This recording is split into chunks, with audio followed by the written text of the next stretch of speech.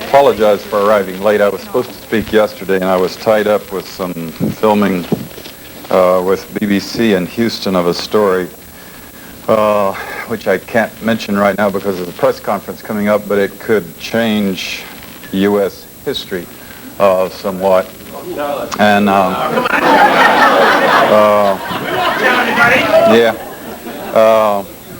So hold on for next week if the media doesn't just blanket the thing out. And I snuck in on a red-eye special flight last night, rationalizing it, well, at 9 in the morning nobody will be there, so I can sort of, doze through my talk. And here I come to a full house and all this energy, and anyway, I'll suck it up and try to. I'm very eager to be here and very excited. We have some tremendous ideas flowing in this conference. My expertise, as you know, is CIA, Marine Corps, 3 CIA secret wars. I had a position in the National Security Council in 1975 as the chief of the Angola task force running the secret war in Angola. It was the 3rd CIA secret war I was part of. We had a scandal. I testified for 5 days before the Congress, like Ollie North. I did not burn files. I did not plead the Fifth Amendment because I felt like as an officer in our services, if we had somehow broken the law, and we had indeed, I had written out papers about the laws we were breaking, that I had a duty to stand up and take my medicine. So I was challenging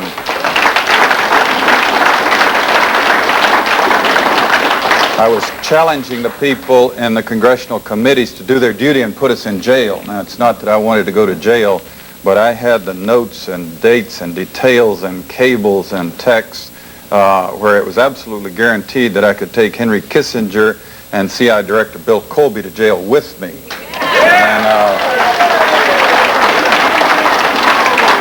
And needless to say, they did not do their duty, and these people went on to break other laws and their successors to break other laws and to cover them up, as you saw in the Iran-Contra scandal. I'm going to move pretty rapidly because we have a brief amount of time and some other wonderful speakers.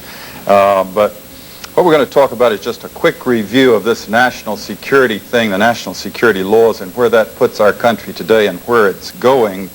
The national security law creating the National Security Council and the CIA, as you know, was passed in 1947. The CIA was given this charter to perform such other duties and function as might be necessary to the national security interests, and given a vague authority to protect its sources and methods. Now, it has lobbied continuously throughout these several decades to obtain an official Secrets Act, where it would just flat have, people who attacked it or criticized it or exposed its criminality could in fact go to jail. The national security actions that it undertook immediately, dozens of them adding up very fast, that were of course rationalized in terms of the national security of the U.S., not well defined ever at any point, just a vague catch-all to justify things, and of course generally the struggle against communism. We can look at this historically because communism, is now dead and the Soviet bloc has broken up and George Bush and Gorbachev are big buddies now. So the understandings and perceptions, though, of this thing, as Bo was just saying, this is extremely important for you to understand. I think it was in the mid-'80s that I coined this phrase, the Third World War, because in my research I realized that we were not attacking the Soviet Union and the CIA's activities. We were attacking people in the Third World. And I'm going to just quickly, in the interest of time, just give you a little sense of what that means, this Third World War. Basically, it's the third, I believe, in terms of loss of life and human destruction, the third bloodiest war in all of history. They undertake to run operations in every corner of the globe. They also undertook the license of operating just totally above and beyond U.S. laws. They had a license, if you will, to kill, but also they took that to a license to smuggle drugs, a license to do all kinds of things to other people in other societies in violation of international law, our law, and every principle of nations working together for a healthier and more peaceful world. Meanwhile, again, they battled to convert the U.S. legal system in such a way that it would give them control of our society. Now, we have massive documentation of what they call the secret wars of the CIA. We don't have to guess or speculate. We had the Church Committee investigate them in 1975, gave us our first really in-depth, powerful look inside this structure. Senator Church said in the 14 years before he did his investigation that he found they had run 900 major operations and 3,000 minor operations. And if you extrapolate that over the whole period of the 40-odd years that we've had a CIA, you come up with 3,000 major operations and over 10,000 minor operations. Every one of them illegal, every one of them disruptive of the lives and societies of other peoples, and many of them bloody and gory beyond comprehension almost. Extensively, we manipulated and organized the overthrow of functioning constitutional democracies in other countries.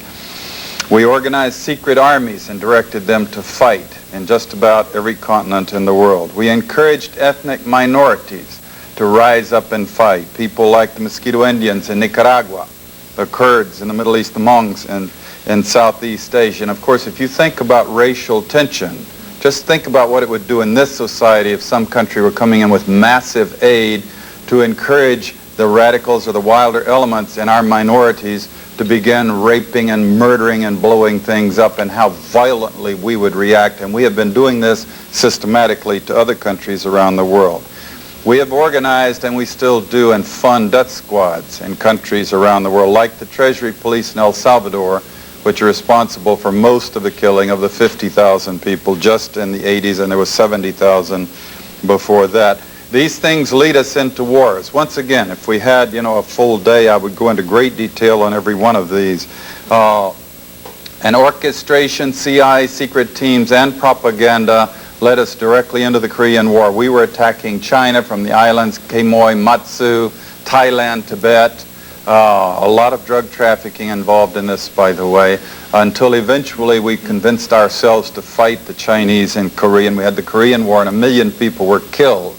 Same thing for the Vietnam War, and we have extensive documentation of how the CIA was involved at every level, or the national security complex, because it's a very cooperative thing, into manipulating the nation into the Vietnam War.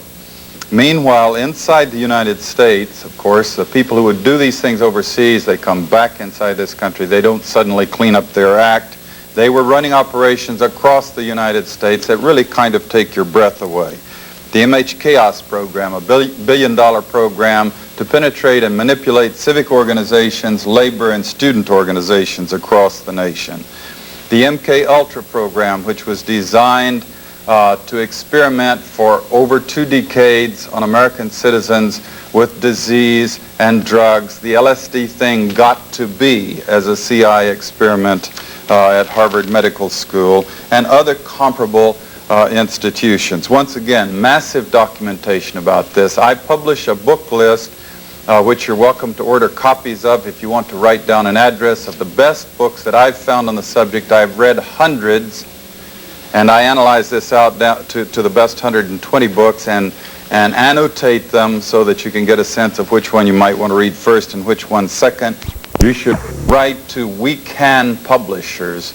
This is an organization of volunteers in Austin that I don't have anything directly to do with, that on a volunteer basis photocopies these things and sends them out.